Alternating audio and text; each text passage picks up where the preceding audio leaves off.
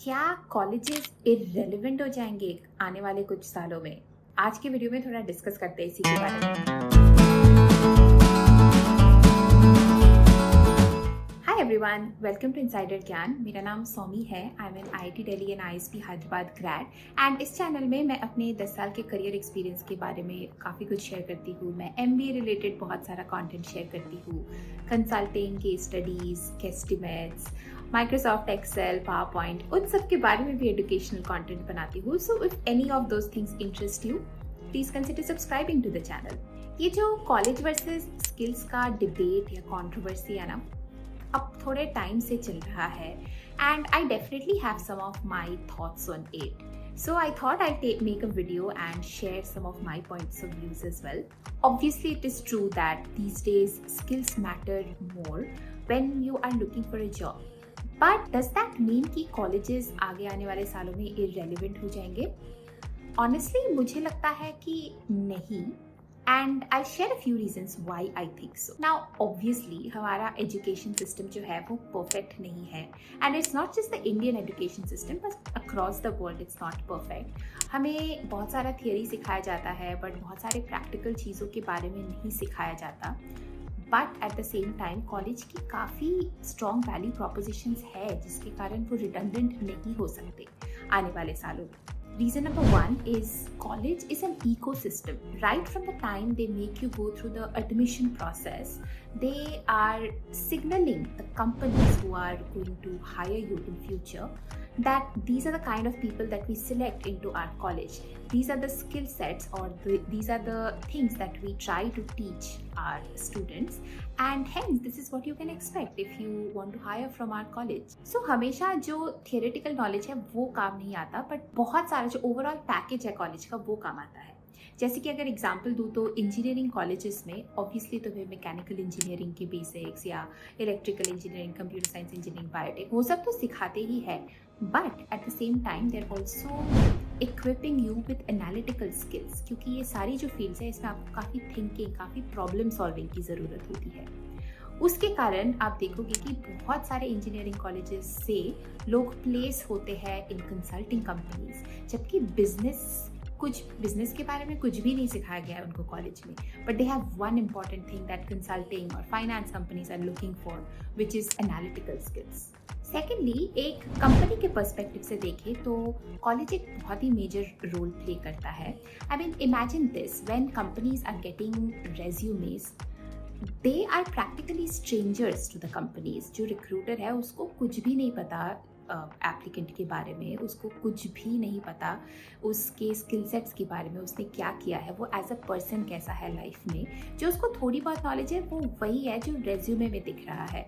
But resumes तो आजकल बहुत सारे लोग एग्जैजरेट करते हैं and beyond the point you know it becomes difficult to differentiate one resume from another. और तब जो काम आता है वो है ये सारी जो टैंजिबल चीज़ें हैं, विच मीन्स कॉलेज कौन सा है आपका, कॉलेज का ब्रांडिंग कैसा है, आपके ग्रेड्स कैसे हैं कॉलेज में, आपने क्या सीखा है कॉलेज में. उस तरह की जो ब्लैक एंड वाइट या 0 या 100 वाली थिंग्स है ना, वो सारे इंपॉर्टेंट होने लगते हैं. And these are the things that signal the company very strongly about a candidate. They have a fair idea what kind of admission process you have gone through, what could have been some of your experiences in the college, just because they know what college you come from. So उससे उनका जो first shortlist का judgment है वो काफ़ी easy हो जाता है. And there's nothing wrong with it. आप बोलेंगे कि क्यों नहीं companies skill sets क्यों नहीं देख सकते, but everything is demand and supply, right. उनके पास अगर 100 रेज्यूमे आ रहे हैं एक पोजीशन के लिए, they have to decide who are the 20 people that they are going to interview. They can't interview every 100 of them, and that issue is not getting easier anytime soon with the kind of population, kind of growing age population that India has.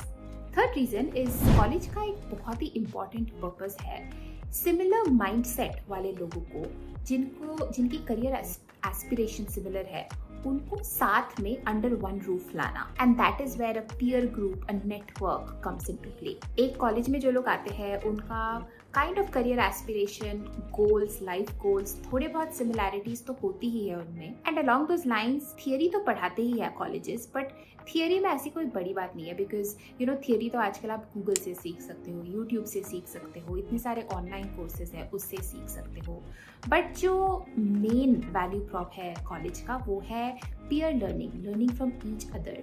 जो आप अपने दोस्तों के साथ interact करके सीखोगे ना, उसका कोई भी रिप्लेसमेंट नहीं है आउटसाइड अ कॉलेज। ऑल्सो जो आप रिलेशनशिप्स बनाते हो कॉलेज में, they literally practically stay with you for life.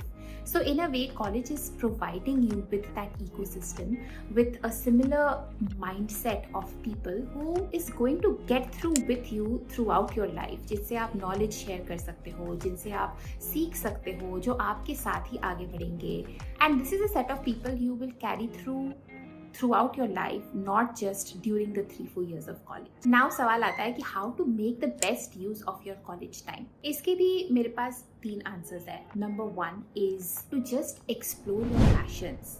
क्योंकि मुझे लगता है कि कॉलेज में जितना फ्री टाइम होता है ना आपके पास, उतना फ्री टाइम आपके पास जिंदगी में कभी नहीं होगा। ये लिखवा के ले लो मेरे से। So use this free time to the best of your capability. अगर आपके पास कोई छोटा सा बिजनेस आइडिया है, या आपको फ्रीलांसिंग करनी है, या आपके पास कोई पैशन है, उसको एक्सप्लोर करो। This is the time to explore all of those things. And college में ना आपके पास प्रेशर भी कम होता है। Like if you try something new, say for instance आपके पास कोई बिजनेस आइडिया है, आपने वो शुरू किया, आप अगर फेल भी हो गए तो आपके पास कोई प्रेशर नहीं है। So this is the time when you can ideally explore and try out so many things without society का प्रेशर। जैसे ही आप कॉलेज से पास आउट हो जाओगे, वैसे ही आपके पास प्रेशर होगा to earn money, to stand on your own feet, to be independent. And तब अगर आप ये सब चीजें ट्राई करके फेल होगे, your stakes are much higher than when you are at college. So definitely do whatever you feel like doing at your free time during college. It can be reading, it can be blogging, it can be Instagramming, it can be practically anything. Second way to make the best use of college is to do as many extracurricular activities, as many internships as possible. क्योंकि ये दोनों चीज़ें ऐसे हैं, internships से आपको practical experience मिलेगा and extracurricular activities से आपको अपने बारे में जानने को काफ़ी कुछ मिलेगा। आपकी strengths and development areas क्या है, आप किस तरह की situation में अच्छा करते हैं, किस तरह का job आपको better suit करता है।